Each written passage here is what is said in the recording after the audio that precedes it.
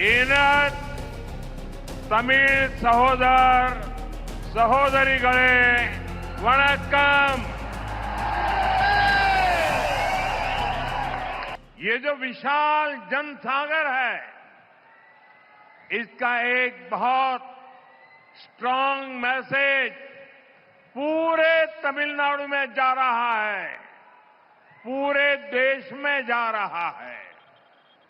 Message ये कि तमिलनाडु अब चेंज के लिए तैयार है। तमिलनाडु अब डीएमके के कुशासन से मुक्ति चाहता है।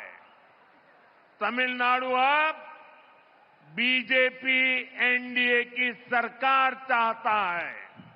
ये मंच देखिए, आज यहां स्टेज पर एनडीए फैमिली के हमारे सीनियर लीडर्स एक साथ आज तमिलनाडु का भविष्य तय करने के लिए इकट्ठे हुए हैं। ये सभी साथी आज एक ही संकल्प के साथ यहां जुटे हैं और वो संकल्प है, हमें तमिलनाडु को डीएमके सरकार से मुक्ति दिलानी है। हमें तमिलनाडु को एक विकसित, सुरक्षित और करप्शन फ्री स्टेट बनाना है। मैं ये साफ साफ देख सकता हूं, डीएमके सरकार के एग्जिट का काउंटडाउन शुरू हो चुका है। நண்பர்களே, இங்கே அலைகடல் என மக்கள் வெள்ளம் திரண்டிருக்கிறது. இது ஒட்டுமொத்த தமிழ்நாட்டுக்கும் தேசம் அனைத்திற்கும் கூட ஒரு செய்தியை அளிக்கிறது. அது என்ன தகவல் தெரியுமா? தமிழ்நாடு இப்போது மாற்றத்திற்கு தயாராகிவிட்டது. தமிழ்நாடு இப்போது திமுகவின் மோசமான ஆட்சியிலிருந்து விடுபட துடிக்கிறது. தமிழ்நாடு இப்போது பிஜேபி என்டிஏவின் அரசினை விரும்புகிறது. இந்த மேடையை பாருங்கள் நண்பர்களே, இந்த காட்சியை பாருங்கள் நண்பர்களே.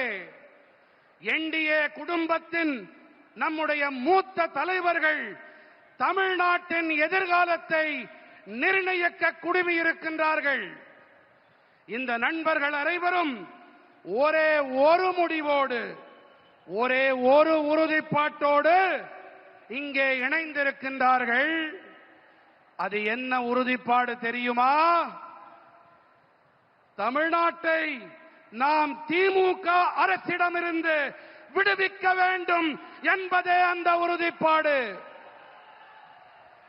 நாம் தமிழ்நாட்டினை வளர்ச்சியடைந்த, பாதுகாப்பான, ஊழலற்ற மாநிலமாக மாற்ற வேண்டும். இதை என்னால் தெளிவாக காண முடிகின்றது.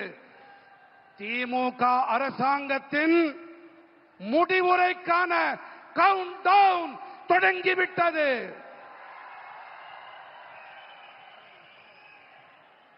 मैं अपने भाषण को आगे चलाऊं उसके पहले ये बिटिया को चित्र बना के लाई है।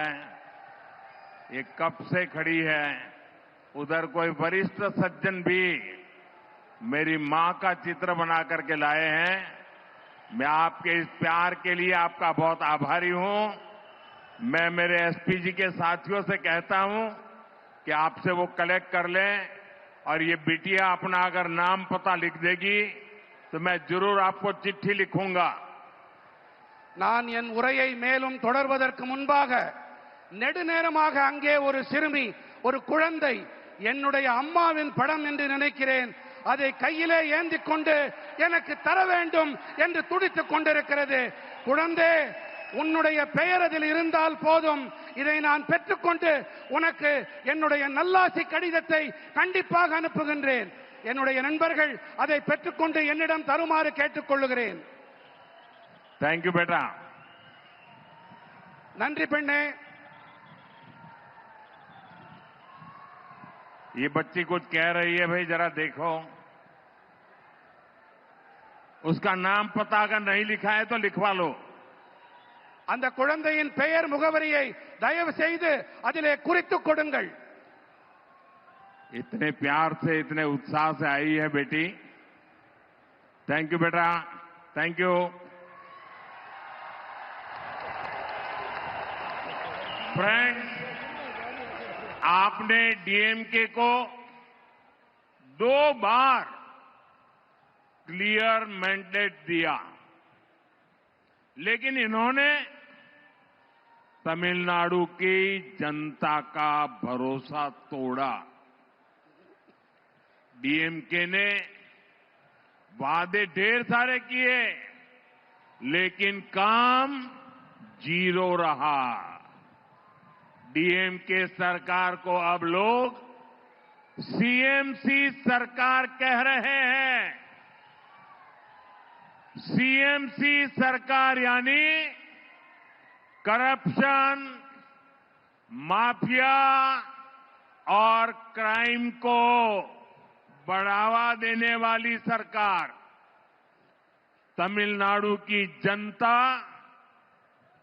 अब डीएमके और सीएमसी दोनों को उखाड़ फेंकने का मन बना चुकी है. यहां बीजेपी एनडीए की डबल इंजन सरकार बनना तय है. நண்பர்களே, ஆட்சி செய்ய நீங்கள் திமுகவிற்கு 2 முறை வாய்ப்பளித்தீர்கள், தெளிவாக அதிகாரம் அளித்தீர்கள். ஆனால் அவர்கள் தமிழ்நாட்டு மக்களுக்கு நம்பிக்கை துரோகம் இழைத்து விட்டார்கள்.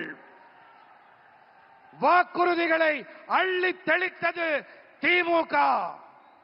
ஆனால் ஆற்றிய பணிகள் என்னமோ பூஜ்யம்தான். திமுக அரசினை இப்போது மக்கள் சிஎம்சி அரசாங்கம் என்று அழைக்கின்றார்கள் தெரியுமா? சிஎம்சி அரசாங்கம் என்றால் கரப்ஷன், மாஃபியா மற்றும் கிரைம், அதாவது ஊழல், குற்றவாளி குழுக்கள், குற்றங்கள் ஆகியவற்றை ஆதரிக்கும் அரசாங்கம். தமிழ்நாட்டின் மக்கள் இப்போது திமுக மற்றும் சிஎம்சி இந்த இரண்டையுமே வேரடி மண்ணோடு கிள்ளி எறிய வேண்டும் என்று தீர்மானம் செய்து விட்டார்கள். இங்கே தமிழ்நாட்டிலே பிஜேபி என்டிஏவின் இரட்டை என்ஜின் அரசாங்கம் அமைவது உறுதியாகிவிட்டது. फ्रेंड्स, आज तमिलनाडु में एक ऐसी सरकार है जिसे डेमोक्रेसी यार अकाउंटेबिलिटी से कोई लेना देना ही नहीं है.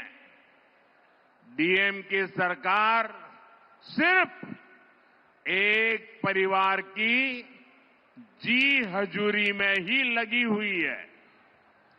अगर किसी को डीएमके में आगे बढ़ना है तो उसके पास सिर्फ 3 या 4 रूट्स हैं. डायनेस्टी रूट, करप्शन रूट,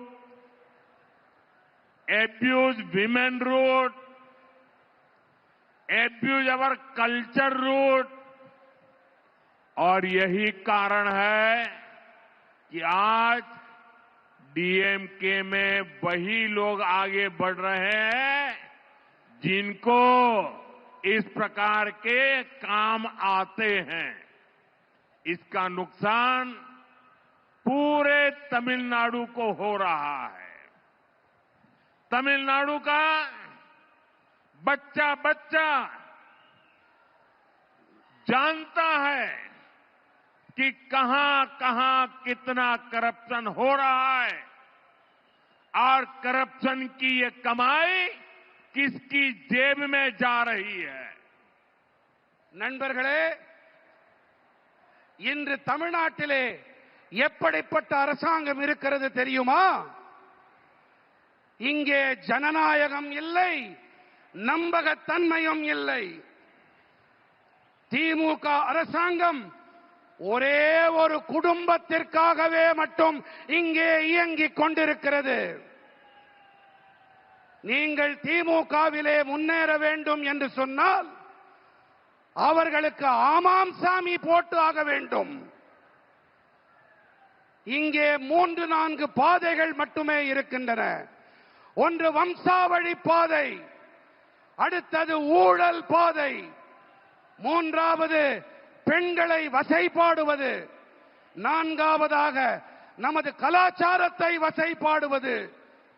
இந்த காரணத்தால் தான் இங்கே திமுகவில் இருப்பவர்களால் முன்னேற முடிகிறது கட்சியிலே.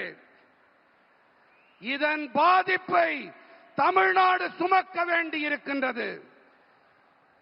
தமிழ்நாட்டிலே ஒவ்வொரு குழந்தைக்கும் இந்த விஷயம் நன்றாக தெரியும். இங்கே எத்தனை ஊழல் மலிந்திருக்கிறது, அந்த ஊழல் பணம் யாருடைய ஜேபிக்கு, யாருடைய பைகளுக்கு செல்கின்றது என்பதை சிறு குழந்தை கூட நன்றாக தெரிந்து வைத்துக் கொண்டிருக்கின்றது. फ्रेंड्स, तमिलनाडु वो धरती है जिसने भारत की सभ्यता को समृद्ध किया है। संगम कालीन साहित्य, साइंस, टेम्पल, टेक्नोलॉजी, तमिलनाडु ने हमेशा भारत का गौरव बढ़ाया है। आज जब भारत विकसित होने के लक्ष्य के साथ आगे बढ़ रहा है, तब तमिलनाडु की बहुत बड़ी भूमिका है। हमें तमिलनाडु को डीएमके की जंजीरों से आजाद कराना ही होगा। तमिलनाडु जितनी जल्दी विकसित होगा, देश भी उतनी ही तेजी से विकसित होगा। நண்பர்களே, தமிழ்நாடு எப்படிப்பட்ட பூமி என்றால், இதுதான் பாரத நாட்டின் பண்பாட்டை வளம் நிறைந்ததாக ஆக்கியது. சங்ககால இலக்கியங்கள், விஞ்ஞானம், ஆலயங்கள், தொழில்நுட்பம் பாரத நாட்டின் கௌரவத்தை உயர்த்தியது. நம்முடைய தமிழ்நாடு இன்று வளர்ச்சியடைந்த பாரதம் என்ற இலக்கை நோக்கி நாடு முன்னேறிக் கொண்டிருக்கும் வேளையிலே நாம் தமிழ்நாட்டை திமுகவின் கொடூரமான தலைகளிலிருந்து விடுவித்தாக வேண்டும். எந்த அளவுக்கு வேகமாக தமிழ்நாடு முன்னேறுகிறதோ அந்த அளவுக்கு வேகமாக தேசமும் முன்னேற்றம் அடையும். फ्रेंड्स, बीते 11 वर्षों में एनडीए की केंद्र सरकार ने तमिलनाडु के विकास के लिए अभूतपूर्व काम किया है। 2014 से पहले जब दिल्ली में डीएमके और कांग्रेस की गठबंधन वाली सरकार थी, उस दौरान तमिलनाडु के विकास के लिए बहुत कम फंड दिया जाता था। बीते 11 वर्षों में केंद्र की एनडीए सरकार ने सिर्फ डिवॉल्यूशन के माध्यम से करीब 3 लाख करोड़ रुपए तमिलनाडु को दिए हैं। ये कांग्रेस डीएमके उनकी जो गठबंधन वाली सरकार थी, केंद्र सरकार में वो जो करते थे उसकी तुलना में करीब 3 गुना अधिक दिया गया है। बीते 11 इयर्स में तमिलनाडु के लोगों के वेलफेयर के लिए सेंटर से करोड़ों रुपयों की मदद मिली है, वरना कांग्रेस डीएमके एक गठबंधन के राज में तो गरीब, एससी, एसटी, ओबीसी के वेलफेयर के नाम पर सिर्फ घोटाले ही होते थे। நண்பர்களே, கடந்த 11 ஆண்டுகளிலே என்டிஏவின் மத்திய அரசாங்கம் தமிழ்நாட்டின் வளர்ச்சிக்காக வரலாறு காணாத பணிகளை ஆற்றியிருக்கின்றது.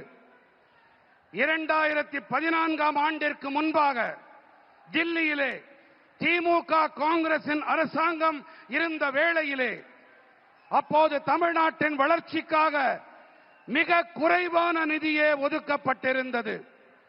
ஆனால் கடந்த 11 ஆண்டுகளிலே என்டிஏ அரசாங்கமானது அதிகார பகிர்வு வாயிலாக மட்டுமே கிட்டத்தட்ட 3 லட்சம் கோடி ரூபாயை தமிழ்நாட்டிற்கு அளித்திருக்கிறது. எத்தனை லட்சம் கோடி ரூபாய்? எத்தனை லட்சம் கோடி? 3 லட்சம் கோடி ரூபாய். காங்கிரஸ் திமுக மத்தியிலே ஆட்சி செய்த காலத்தோடு ஒப்பிடுகையிலே இது கிட்டத்தட்ட 3 மடங்கு அதிகமானது. இது மட்டுமல்ல, கடந்த 11 ஆண்டுகளிலே தமிழ்நாட்டு மக்களின் நல்வாழ்விற்காக வேண்டி மத்திய அரசு 11 லட்சம் ரூபாய் 11 லட்சம் கோடி ரூபாய் உதவிகளை அளித்திருக்கிறது. ஆனால் காங்கிரஸ் திமுக கூட்டாட்சியின் போது ஏழைகள், தாழ்த்தப்பட்ட மக்கள், பழங்குடியினர், இதர பிற்பட்ட மக்கள், இந்த வகுப்பினருக்கு நலன்கள் வழங்குகிறோம் என்ற பெயரில் மோசடிகள் மட்டும்தான் அரங்கேறின. फ्रेंड्स, मैं आपको रेल बजट का भी एक उदाहरण देता हूं। डीएमके कांग्रेस जितना रेल बजट तमिलनाडु को देती थी, एनडीए सरकार उससे 7 टाइम अधिक बजट तमिलनाडु को दे रही है। तमिलनाडु के करीब 80 रेलवे स्टेशन को और आधुनिक बनाया जा रहा है, उन्हें अपग्रेड किया जा रहा है। यहां वंदे भारत जैसी आधुनिक तेज रफ्तार मेड इन इंडिया ट्रेनें भी एनडीए की सरकार ने चलाई है।